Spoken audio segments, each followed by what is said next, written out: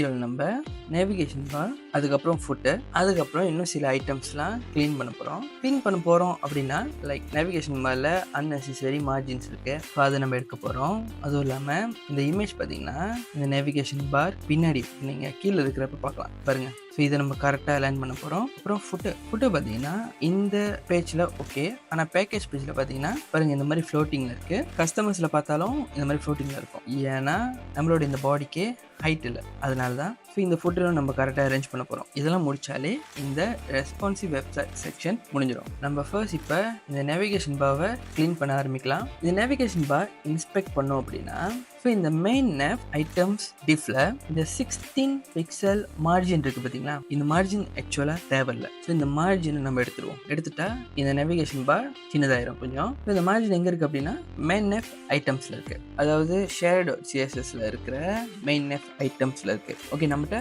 Main nav item இருக்குது. Main nav ஐட்டம்ஸ்க்குன்னு சொல்லி நம்மளுக்கு எந்த ஒரு ஸ்டைல் ஒன்றும் போடாதனால இன்னும் கிரியேட் பண்ணல. இப்போ புதுசாக கிரியேட் பண்ணலாம். டாட் மெயின் நேவ் ஐட்டம்ஸ் கொடுத்துட்டு இதில் போய்ட்டு மார்ஜின் 0 எப்படின்னு கொடுத்தோம் அப்படின்னா இப்போ பாருங்கள் சின்னதாக பார்த்தீங்களா. ஸோ இப்போ நம்மளோட நேவிகேஷன் பார்க்க ஹைட் எவ்வளோ நீடட்டோ அவ்வளோ இருக்குது. ஏன் இந்த ஹைட் கம்பல்சரி க்ளீன் பண்ணோம் அப்படின்னு சொன்னோன்னா இந்த இமேஜ் பார்த்தீங்கன்னா இந்த இமேஜ் நம்ம கீழே புஷ் பண்ண போகிறோம், கொஞ்சம் கீழே இறக்க போகிறோம்.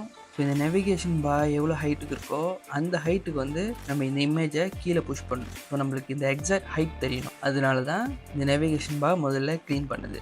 ஸோ இதை கீழே புஷ் பண்ணோம் அப்படின்னு சொல்கிறேன் அப்படின்னா, அதாவது இந்த மெயின் இருக்குது பார்த்தீங்களா, இந்த மெயினுக்கு மார்ஜின் டாப் கொடுக்க போகிறோம். ஸோ இந்த மெயினுக்கு மார்ஜின் டாப் கொடுத்தோம் அப்படின்னா இந்த கண்டென்ட் அப்படியே புஷ் பண்ணி கீழே இறங்கிடும். ஆனால் நம்ம எவ்வளோ புஷ் பண்ணணும் அதுதான் இப்போ கேள்வி. style.css போய்ட்டு நீங்கள் இந்த ப்ராடக்ட் ஓவியூக்கு மேலே மெயின் சொல்லி மார்ஜின் டாப் கொடுக்கலாம். ஸோ மார்ஜின் டாப் எவ்வளோ வேணும்? ஸோ மார்ஜின் டாப் எவ்வளோ வேணும்னா நம்ம இதை முதல்ல கால்குலேட் பண்ணோம், இந்த நேவிகேஷன் பார் எவ்வளோ ஹைட்டுன்னு. நம்ம நேவிகேஷன் பார்லேயே வச்சு நம்மளோட பிராண்ட் தான் வந்து ஹைட் கூட. ஸோ அப்போ இந்த பிராண்டை முதல்ல எவ்வளோ ஹைட்டுன்னு பார்ப்போம். இப்போ இந்த பிராண்ட் share.cssல இருக்குது. Main heading brand height 2.5 rem. So நம்ம style.css போய்ட்டு மார்ஜின் டாப் 2.5 rem அப்படின்னு கொடுத்தோன்னா சரியாக வருமானு கேட்டிங்கன்னா இல்லை, இன்னும் சரியாக வருது. ஏன்னா நம்ம இப்போ இந்த பிராண்டோட ஹைட் மட்டும் தான் கணக்கு பண்ணோம். இந்த பிராண்டுக்கு மேலேயும் கீழேயும் பார்த்தீங்களா பேடிங் இருக்குது, இது நம்ம விட்டுட்டோம். ஸோ இது என்ன வேல்யூன்னு பார்க்கலாம்.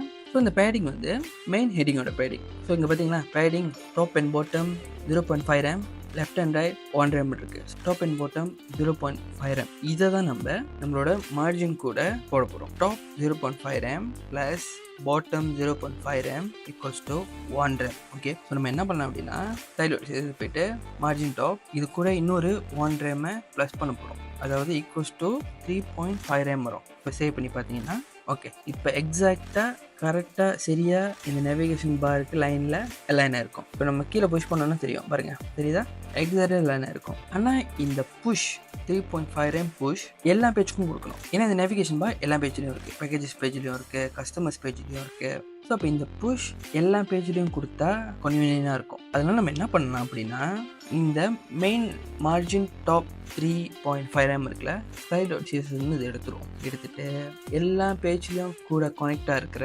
share.cssல போட வேண்டியதான்.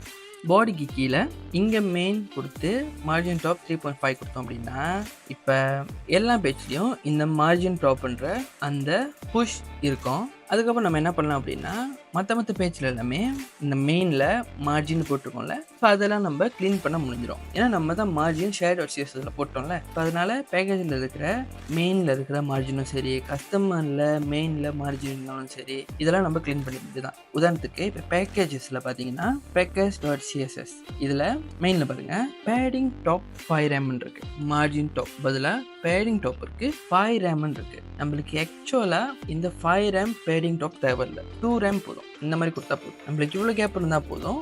மெயினில் பேடிங் டாப் 5 rem தேவையில்லை, 2 rem இனஃப்.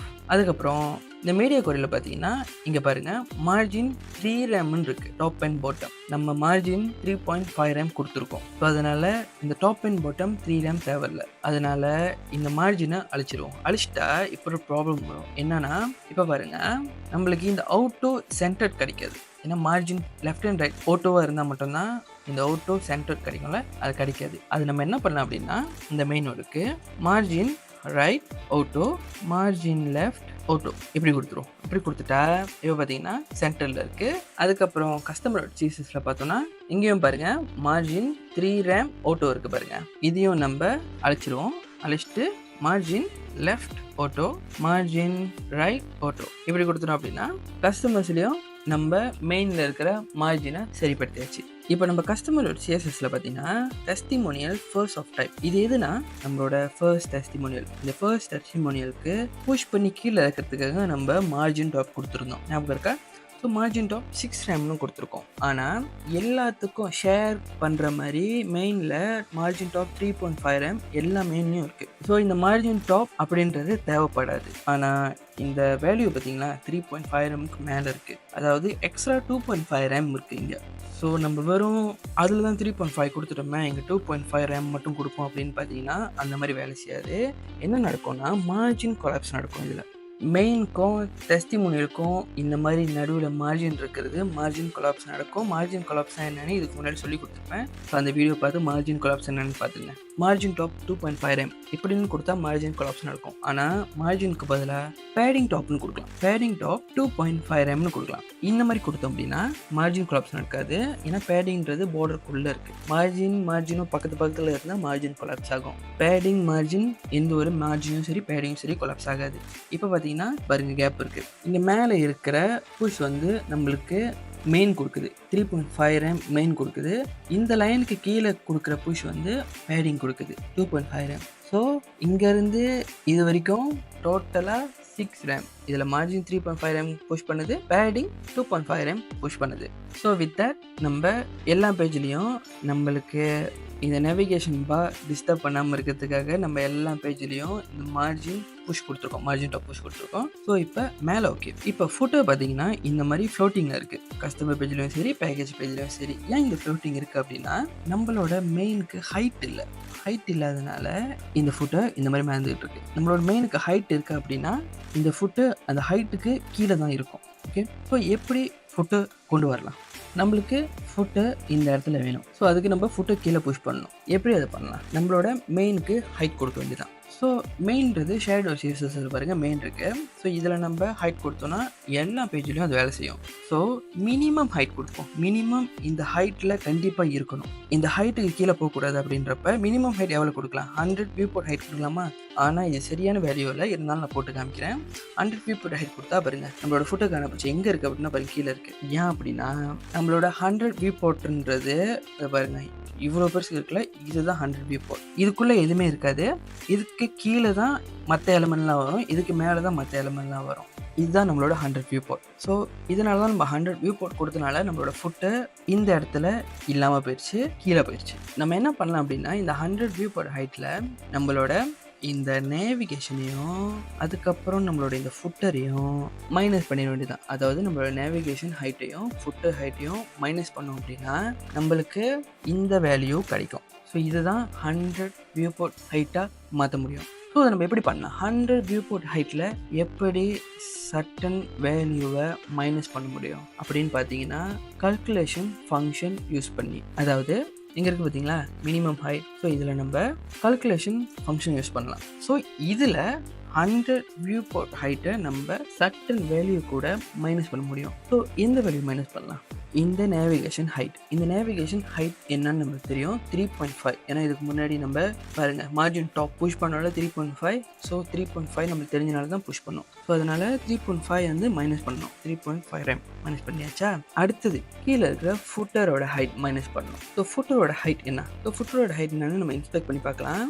ஓகே, இப்போ இன்ஸ்பெக்ட் பண்ணி பார்க்குறப்ப இந்த மெயின் ஃபுட்டு லிங்க்ஸ்க்கு பாருங்கள் UL எலிமெண்ட் இதுக்கு மார்ஜின் இருக்குது. Margin 16 pixel top and bottom. இந்த மார்ஜினை எடுத்துரும். இந்த மார்ஜின் நம்மளுக்கு தேவையில்லை. So main footer links shadow CSSல மெயின் ஃபுட்டர் லிங்க்ஸில் மார்ஜின் 0ன்னு ஆக்கிடும். இப்போ சேவ் பண்ணி பார்த்தோன்னா இப்போ பாருங்கள் இப்போ சின்னதாகிடுச்சு. நம்மளுக்கு இப்போ மெயின் ஃபுட்டர் லிங்க்ஸில் மார்ஜின் இல்லை. ஓகே, இப்போ கனெக்ட் பண்ணுவோம் நம்மளோட ஃபுட்டை என்ன ஹைட்டுன்னு சொல்லிட்டு. இப்போ இந்த ஃபுட்டை இன்ஸ்பெக்ட் பண்ணி பார்க்குறப்ப content 24 pixel. Okay, so 24 pixel plus பாருங்கள் 32 ரெண்டு வாட்டி இருக்குது. Padding top padding bottom is total of 64. So 64 plus பாருங்கள் இதுக்கு மார்ஜின் இருக்குது 48 pixel. So 48 pixel. So 24 content height, 64 padding height, 48 margin height. Total press பண்ணி பார்த்தோம்னா 136 வருது.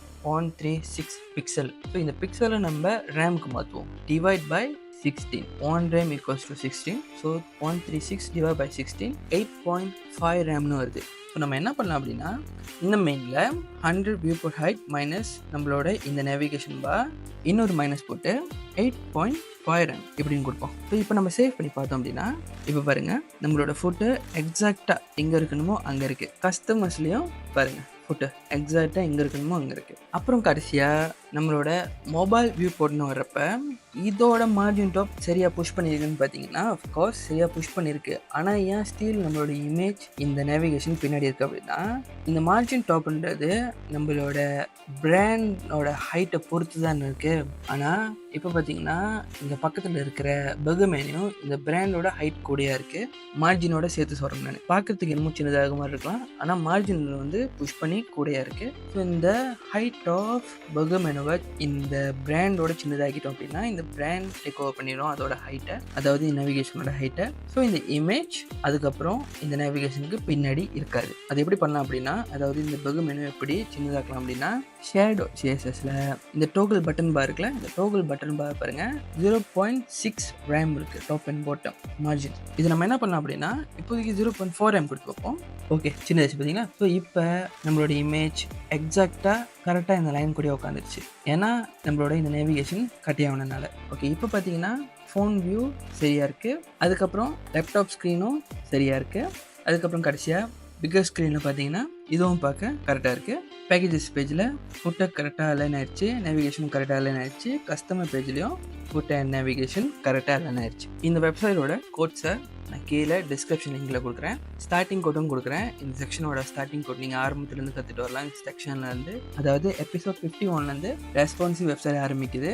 நீங்கள் 1 by 1 கற்றுட்டு வரலாம் ஸ்டார்டிங் கோட் வச்சு. அதுக்கப்புறம் ஃபைனல் கோட்டும் சேர்த்து கொடுக்குறேன். ஸோ 2 கோட்டும் டவுன்லோட் பண்ணி நீங்கள் யூஸ் பண்ணிக்கலாம். See you on next video. Bye.